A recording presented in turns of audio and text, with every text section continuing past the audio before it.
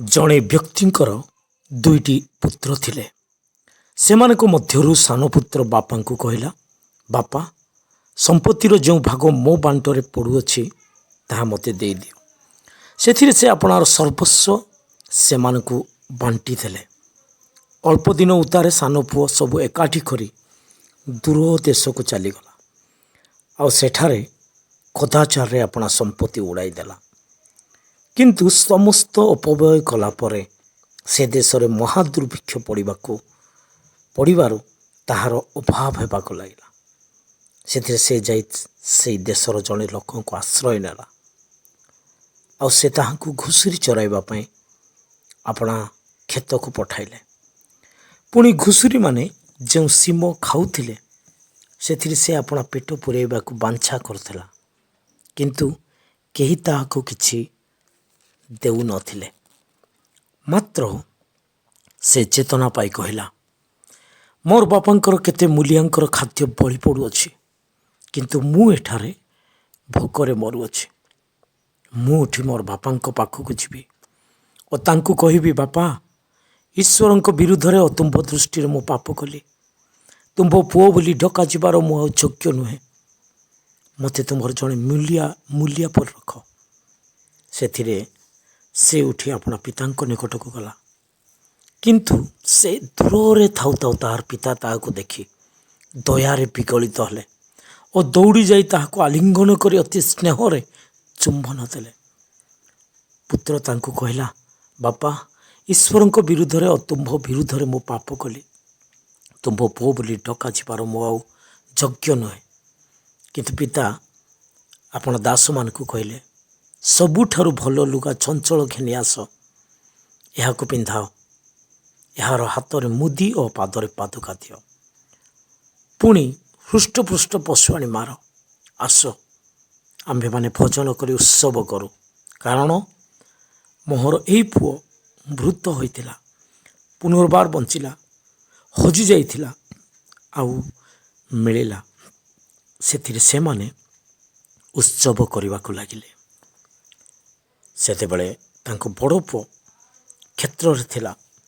ସେ ଯେତେବେଳେ ଆସି ଘର ପାଖରେ ପହଞ୍ଚିଲା, ସେତେବେଳେ ବାଦ୍ୟ ଓ ନୃତ୍ୟର ଶବ୍ଦ ଶୁଣି ଦାସମାନଙ୍କ ମଧ୍ୟରୁ ଜଣକୁ ପାଖକୁ ଡାକି ସେ ସବୁ କ'ଣ ବୋଲି ପଚାରିବାକୁ ଲାଗିଲା। ସେ ତାହାକୁ କହିଲା, ତୁମର ଭାଇ ଆସିଅଛନ୍ତି, ଆଉ ତୁମର ବାପା ତାଙ୍କୁ ସୁସ୍ଥ ଶରୀରରେ ପାଇବାରୁ ମୋଟା ପଶୁଟିଏ ମାରିଅଛନ୍ତି। ସେଥିରେ ସେ ରାଗି ଯାଇ ଭିତରକୁ ଯିବା ପାଇଁ ମଙ୍ଗିଲା ନାହିଁ। କିନ୍ତୁ ତାହାର ପିତା ତାହାକୁ ଆସି ତାହାକୁ ବହୁତ ବୁଝାଇବାକୁ ଲାଗିଲେ। ମାତ୍ର ସେ ପିତାଙ୍କୁ ଉତ୍ତର ଦେଲା, ଦେଖ, ଏତେ ବର୍ଷ ହେଲା ମୁଁ ତୁମର ଗୋଲାମ ପରି ଖଟି ଆସିଅଛି। ପୁଣି କେବେ ହେଲେ ତୁମର ଆଜ୍ଞା ଲଙ୍ଘନ କରିନାହିଁ। ତଥାପି ମୋର ବନ୍ଧୁମାନଙ୍କ ସହିତ ଉତ୍ସବ କରିବାକୁ ତୁମେ ମୋତେ କେବେ ହେଲେ ଛେଳି ଛୁଆଟି ସୁଦ୍ଧା ଦେଇନାହଁ। କିନ୍ତୁ ତୁମର ଏଇ ଯେଉଁ ପୁଅ ବେଶ୍ୟାମାନଙ୍କ ସହିତ ତୁମର ସର୍ବସ୍ୱ ଖାଇ ଉଡ଼ାଇ ଦେଇଅଛି। ଯେତେବେଳେ ସେ ଆସିଲା, ସେତେବେଳେ ତୁମ୍ଭେ ତାହା ପ୍ରତି ମୋଟା ପଶୁଟି ମାରିଲ। ସେଥିରେ ସେ ତାହାକୁ କହିଲେ, ପୁଅରେ, ତୁ ତ ସବୁବେଳେ ମୋ ସାଙ୍ଗରେ ଅଛୁ, ଆଉ ଯାହା ସବୁ ମୋର ସେ ସବୁ ତୋର। କିନ୍ତୁ ଏଇ ଯେ ତୋର ଭାଇଟି ମୃତ ହୋଇଥିଲା, ପୁନର୍ବାର ବଞ୍ଚିଲା, ହଜି ଯାଇଥିଲା, ଆଉ ମିଳିଲା, ସେଇ ହେତୁରୁ ଉତ୍ସବ ଓ ଆନନ୍ଦ କରିବା ଉଚିତ ଥିଲା। ଏହି ଯେଉଁ ପଠିତ ବାକ୍ୟ ଦ୍ୱାରା ପ୍ରଭୁ ଆମମାନଙ୍କୁ ଆଶୀର୍ବାଦ କରନ୍ତୁ। ଏଠାରେ ଗୋଟିଏ ବିଷୟ କହିବି, ପ୍ରଭୁ ଆମ ସମସ୍ତଙ୍କୁ ଏମିତି ଏକ ପରିସ୍ଥିତି ଦେଇଛନ୍ତି, ପ୍ରଚୁରତାର ସହିତ, ଆଶୀର୍ବାଦର ସହିତ, ପିତାଙ୍କ ସହିତ ସହଭାଗିତାରେ ଆଉ ଆନନ୍ଦରେ ରହିବା ବିଷୟ। କିନ୍ତୁ ବେଳେବେଳେ ଆମମାନେ ପୁତ୍ର ସନ୍ତାନ ସନ୍ତତି ହୋଇ ନିଜ ନିଜର ଚିନ୍ତା, ନିଜ ନିଜର ଇଚ୍ଛା ପ୍ରକାରେ ବାପାଙ୍କ ଠାରୁ ଆମେ ଦୂରକୁ ହେବା ପାଇଁ ଇଚ୍ଛା କରିଥାଉ।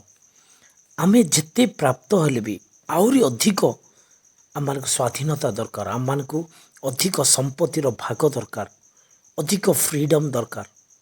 ଏହିସବୁ ଭାବି ପିତାଙ୍କ ଠାରୁ ଆମେ ଅଲଗା ହେଇଯାଉ। ସହଭାଗିତା ଜୀବନ ଆଉ ନଥିବ। ଆଉ ବିନା ସହଭାଗିତାରେ, ପିତାଙ୍କର ବିନା ଯେତେ ସବୁ ଟଙ୍କାର ସମ୍ପତ୍ତିର ସେ ବିଷୟ ଦ୍ୱାରା ଆମେ ପାପରୁ ଅଧିକରୁ ଅଧିକ ସହଭାଗିତା ବିଚ୍ଛିନ୍ନ ଜୀବନ କାଟି ଆମେ ପିତାଙ୍କର ଠାରୁ ଦୂରକୁ ଚାଲିଯାଉ। ଆଉ ଯେତେବେଳେ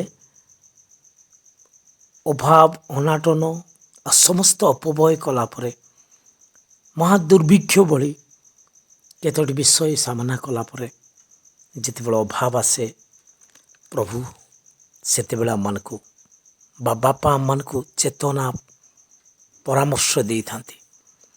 ଏଠାରେ ମଧ୍ୟ ଆମେ ଦେଖିଲୁ ଯେ ସେ ଚେତନା ପାଇ କହିଲା, ସେ ଚେତନା ପାଇ ଗୋଟେ ନିଷ୍ପତ୍ତି ନେଉଛି, ଚେତନା ପାଇ ସେ ସ୍ମରଣ କରୁଛି ତାର ପୂର୍ବ ଅବସ୍ଥା। ତାପରେ ସେ ନିଷ୍ପତ୍ତି ନେଉଛି ମୁଁ ଉଠି ମୋର ବାପାଙ୍କ ପାଖକୁ ଯିବି ବୋଲି। ଆଉ ମୋର ସମସ୍ତ ପାପ ଦୋଷ ଦୁର୍ବଳତା ମୁଁ ସ୍ୱୀକାର କରିଦେବି। ବାପା ତୁମ ବିରୁଦ୍ଧରେ ମୁଁ ପାପ କରିଛି ବୋଲି, ମୁଁ ଅଯୋଗ୍ୟ। ଏହି ପ୍ରକାର ମନୋଭାବ ନେଇ ଯେତେବେଳେ ପିତାଙ୍କ ନିକଟକୁ ଗଲା, ପିତା ତାକୁ ଦୟାରେ ବିଗଳିତ ହୋଇ ଆଲିଙ୍ଗନ କଲେ। ଆଜି ତଦ୍ରୂପ ବିଶ୍ୱାସୀମାନଙ୍କୁ ଯେତେବେଳେ ସେମାନେ ପାପରୁ କ୍ଷମାପ୍ରାପ୍ତ ହୋଇ ଚେତନା ପ୍ରାପ୍ତ ହୋଇ ସେଇ ପାପରୁ ଫେରିଥାନ୍ତି, ସେତେବେଳେ ପ୍ରଭୁ ଦୟାରେ ବିଗଳିତ ହୋଇ ଗ୍ରହଣ କରିଥାନ୍ତି। ଆଉ ଯେଉଁ ଉତ୍ସବ ପାଳନ କରାଗଲା ସେଇ ପ୍ରକାର ଆନନ୍ଦର ବିଷୟ ହେବ। ସେଇ ଆନନ୍ଦରେ ପୁନର୍ବାର ଆମେ ସହଭାଗିତାରେ ପଢ଼ିପାରିବା। ପ୍ରଭୁଙ୍କର ସାନ୍ନିଧ୍ୟର ଆନନ୍ଦ ପ୍ରାପ୍ତ ହେବା, ପୁନର୍ବାର ଆମର ପୂର୍ବ ଅବସ୍ଥାକୁ ଫେରି ପାଇବା। ଏହିସବୁ ବିଷୟ ଏହି ଜୀବନ୍ତ ଉଦାହରଣ ଦ୍ୱାରା ଆମେ ଦେଖିପାରୁଛୁ। ଅପବୟ ପୁତ୍ରର ଏହି ଦୃଷ୍ଟାନ୍ତ ଦ୍ୱାରା ଆଜି ପ୍ରଭୁ ଆମମାନଙ୍କୁ ମଧ୍ୟ କଥା କହନ୍ତି। ତେଣୁ ଆସୁ ଆମମାନେ ମଧ୍ୟ ଚେତନା ପାଇ ପାପରୁ ଫେରି ପିତାଙ୍କ ସହଭାଗିତାରୁ ଯଦି ଦୂରରେ ଅଛୁ, ପୁନର୍ବାର ଆମେ ଆତ୍ମିକ ଜୀବନକୁ ଆରମ୍ଭ କରିପାରିବା। ପ୍ରଭୁ ଆମମାନଙ୍କୁ ଅନୁଗ୍ରହ କରନ୍ତୁ। ଯଦି ପ୍ରଭୁ ଯୀଶୁ ଖ୍ରୀଷ୍ଟଙ୍କୁ ନିଜର ବ୍ୟକ୍ତିଗତ ତ୍ରାଣକର୍ତ୍ତା ବୋଲି ବିଶ୍ୱାସ କରୁନାହାନ୍ତି, ବିଶ୍ୱାସ କରନ୍ତୁ। ସେ ଆପଣମାନଙ୍କୁ ପ୍ରେମ କରି ନିଜ ଜୀବନ କାଲବରୀ କ୍ରୁଶ ଉପରେ ଦେଇଅଛନ୍ତି, ରକ୍ତ ଝରାଇଛନ୍ତି, ମୃତ୍ୟୁବରଣ କରି ମୃତ୍ୟୁକୁ ଜୟ କରି ଉଠିଛନ୍ତି। ଏକମାତ୍ର ପୁନରୁତ୍ଥିତ ପ୍ରଭୁ ଜୀବିତ ପରମେଶ୍ୱର, ସେ ହିଁ ଆପଣଙ୍କୁ ପାପ କ୍ଷମା ଦେବେ, ସ୍ୱର୍ଗକୁ ନେଇଯିବେ। ଏହି ମନ୍ଦ ଜଗତରେ ଶାନ୍ତି ଆନନ୍ଦ ଦେଇ ତାଙ୍କର ଭାଗ୍ୟର ଭରସାରେ ଆଗକୁ କଢ଼ାଇ ନେବେ। ପ୍ରଭୁ ଯୀଶୁ ଖ୍ରୀଷ୍ଟଙ୍କୁ ବିଶ୍ୱାସ କରନ୍ତୁ ନିଜର ବ୍ୟକ୍ତିଗତ ଉଦ୍ଧାରକର୍ତ୍ତା ବୋଲି। ଆଉ ଆନନ୍ଦରେ ପ୍ରଭୁଙ୍କର ଏହି ସମସ୍ତ ବାକ୍ୟରେ ଆଗକୁ ବଢ଼ନ୍ତୁ। ଯଦି ଭଲ ଲାଗିଲା ଲାଇକ୍ କରନ୍ତୁ, କିଛି ପରାମର୍ଶ କିମ୍ବା କୌଣସି ବିଷୟ ତାହେଲେ କମେଣ୍ଟ କରନ୍ତୁ। ଆଉ ଯଦି ଏପର୍ଯ୍ୟନ୍ତ ମୋର ଚ୍ୟାନେଲକୁ ସବସ୍କ୍ରାଇବ୍ କରିନାହାନ୍ତି, ସବସ୍କ୍ରାଇବ୍ କରନ୍ତୁ। ଏଭଳି ସମସ୍ତ ଆଉ ପ୍ରତିଦିନ ଗୋଟି ଚିନ୍ତା ପ୍ରଭୁଙ୍କର ସତ୍ୟତା ଆପଣମାନଙ୍କର ସମ୍ମୁଖରେ ଆସିବ। ପ୍ରଭୁ ଆମ ସମସ୍ତଙ୍କୁ ଆଶୀର୍ବାଦ କରନ୍ତୁ।